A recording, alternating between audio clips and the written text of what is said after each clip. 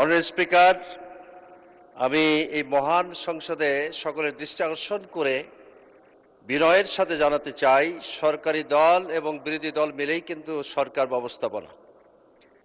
আমরা এখানে কিরূপ আচরণ করি সেটা গোটা দেশের লোকজন লক্ষ্য করে। আমরা মনে করি সৌহার্দ্যপূর্ণ আচরণ যদি আমরা এখানে দেখাতে পারি, একে অপরের শালীনতা ভদ্রতা রক্ষা করতে পারি, তাহলে ইনশাআল্লাহ এই সরকার প্রলম্বিত হবে, লংজিভিটি হবে। আর সরকারি দল বিরোধী দলের উদাহরণ আমি এভাবে পেশ করতে চাই। গাড়ির যখন একটা ব্রেক থাকে, গাড়ির চালক ব্রেক কষে এটাকে যাতে খাদে না পড়ে সেজন্য ব্রেক কষে এটাকে নিয়ন্ত্রণ করে। কিন্তু গাড়ির চালক যদি ব্রেক কষাকে কষ্ট মনে করে এটাকে খুলে ফেলে, যে কোনো মুহূর্তে এই গাড়ি খাদে পড়ার সম্ভাবনা আছে।